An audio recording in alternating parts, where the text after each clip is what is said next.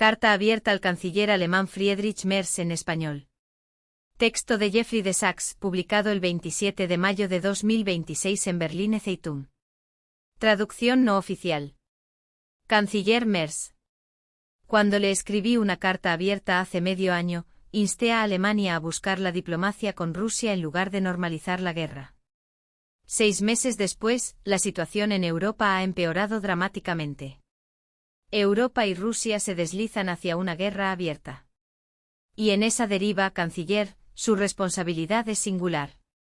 Ningún líder europeo, ni en París, ni en Varsovia, ni en Roma, ocupa la posición que ocupa Alemania, ni posee el poder que usted personalmente tiene para interrumpir esta catástrofe. ¿Intentará usted trabajar por la paz? Usted mismo, junto con la primera ministra Meloni y el presidente Macron, pidió en enero de 2026 que Europa reanudara sus relaciones con Rusia y describió a Rusia como un país europeo. Sin embargo, no siguió el camino de la diplomacia. Con el futuro de Europa en juego, esto constituye una extraordinaria renuncia al liderazgo. ¿Ha intentado usted, durante sus meses como canciller, mantener un diálogo sustantivo con el presidente Putin? ¿Ha intentado su ministro de Exteriores mantener un diálogo sustantivo con el ministro de Exteriores Lavrov? Conversaciones reales del tipo que pusieron fin a la Guerra Fría. La respuesta, hasta donde revela el registro público, es no. Ni una sola vez. Y no por falta de reconocer la urgencia.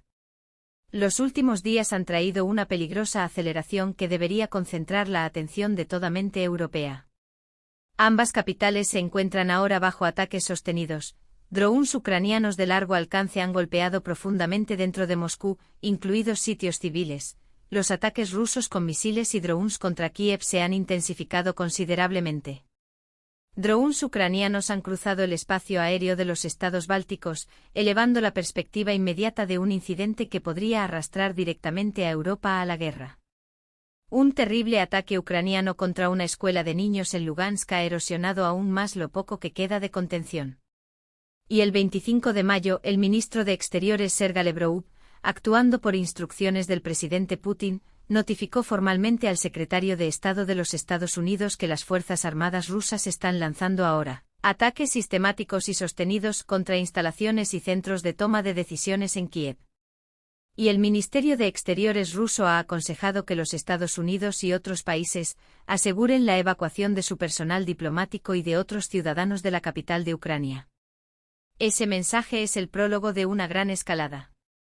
La diplomacia es más urgente que nunca.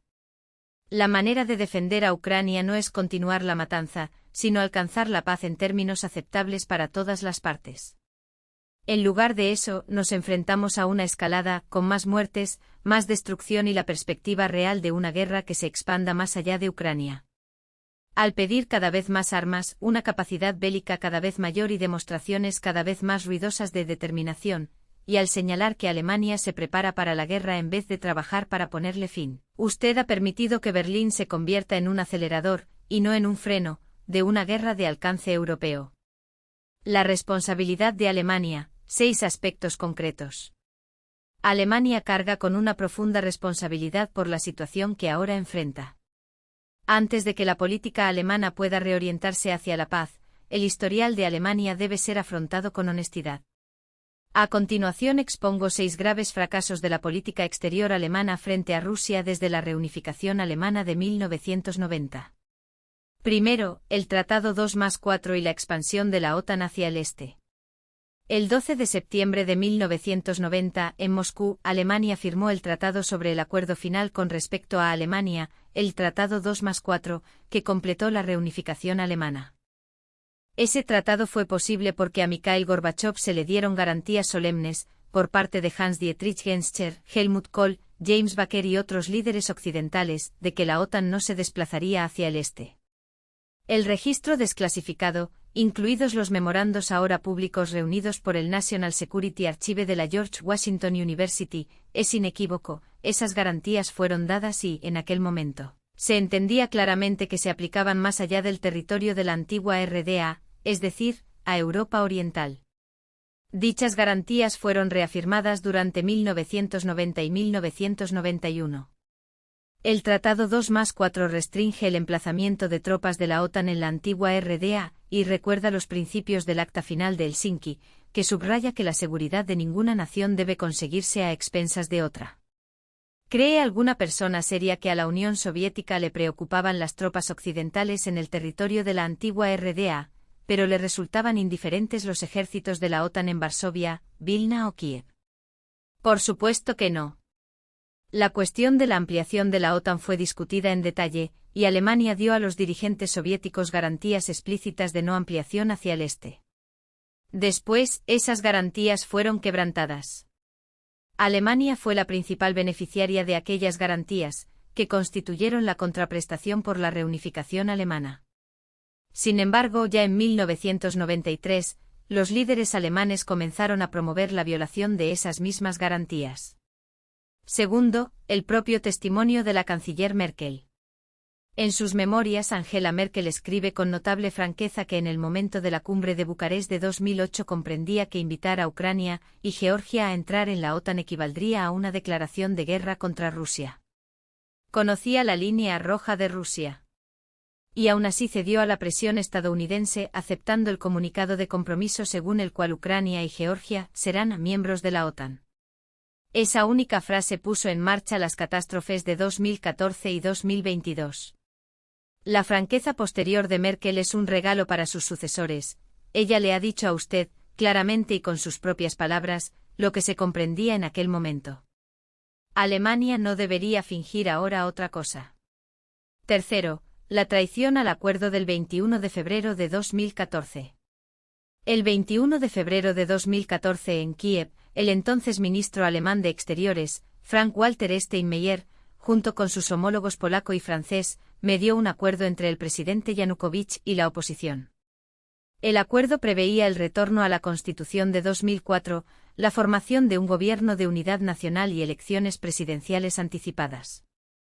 El presidente Putin fue consultado, el acuerdo fue confirmado. Fue un logro diplomático serio en condiciones de intensa violencia. Sin embargo, en menos de 24 horas Yanukovych fue derrocado por la fuerza mediante un golpe violento.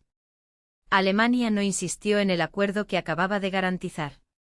En cambio, siguiendo el liderazgo de los Estados Unidos, Alemania respaldó al nuevo gobierno, como si no hubiera existido ningún acuerdo. Esa decisión convenció a Moscú de que las firmas occidentales no eran confiables. Cuarto, Minsk II. En febrero de 2015, la canciller Merkel negoció personalmente Minsk II en el formato de Normandía y comprometió el respaldo político de Alemania mediante la declaración de apoyo adoptada en Minsk el 12 de febrero de 2015. Durante 7 años, la disposición política clave, la autonomía de las regiones del Donbass dentro de una Ucrania soberana, nunca fue implementada por Kiev. Alemania no presionó a Kiev para que aplicara la disposición de autonomía que ella misma había impulsado. Y Merkel reconoció más tarde que el acuerdo había sido utilizado como una medida dilatoria para permitir que Ucrania se rearmara. El presidente Hollande dijo lo mismo. La garantía, en otras palabras, no fue una garantía en absoluto. Fue una estratagema, una vez más a instancias de Washington. Una vez más, el mensaje enviado a Moscú fue que las firmas occidentales no pueden ser consideradas confiables. Quinto, Nord Stream. El 7 de febrero de 2022, en la sala este de la Casa Blanca, el presidente Biden anunció con el entonces canciller Olaf Scholz de pie a su lado, que si Rusia invade entonces ya no habrá Nord Stream 2. Pondremos fin a ello. Cuando se le preguntó cómo, respondió, se lo prometo, podremos hacerlo. Los gasoductos fueron destruidos 7 meses después en un acto de sabotaje en el mar Báltico. La evidencia disponible e investigaciones periodísticas en los Estados Unidos y Alemania, el rastro seguido por la Fiscalía Federal alemana y las declaraciones públicas de antiguos funcionarios, apunta de manera abrumadora a una operación conjunta ucraniano-estadounidense. El gobierno alemán lo sabe desde hace tiempo. Y sin embargo, Alemania ha permitido que la culpa pública recaiga sobre Rusia, contra la evidencia directa, mientras un acto de sabotaje industrial contra la economía alemana ha quedado sin persecución judicial y sin respuesta. Sexto, el Acuerdo de Estambul de abril de 2022, que estuvo al alcance de la mano.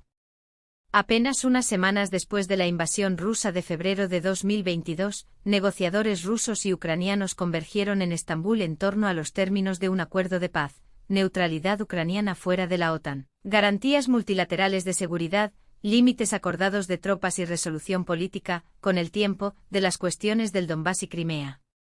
El acuerdo estuvo a pocos días de ser firmado.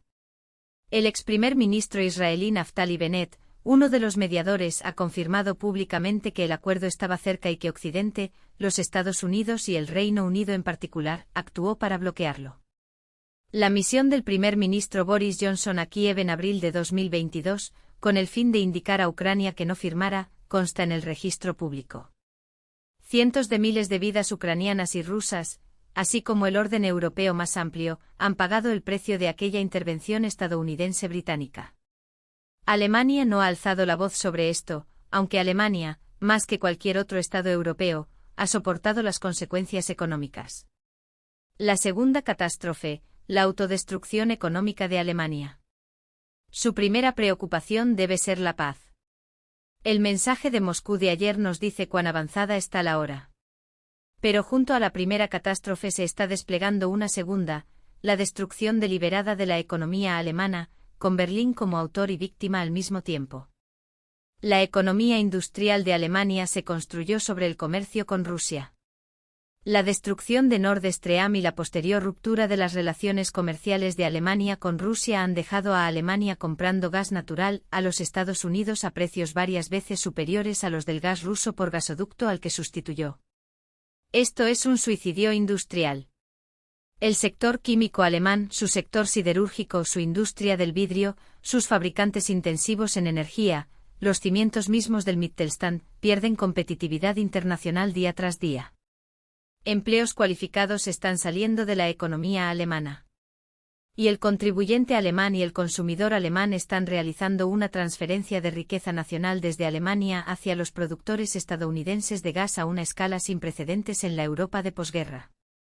A esto se suma que el gobierno alemán se compromete ahora a una enorme expansión militar, cientos de miles de millones de euros durante la próxima década, para armarse de cara a una guerra que la diplomacia puede evitar fácilmente. Es una profunda mala asignación de los recursos nacionales. El desafío fundamental que enfrenta Alemania en esta década es la competitividad en la era digital.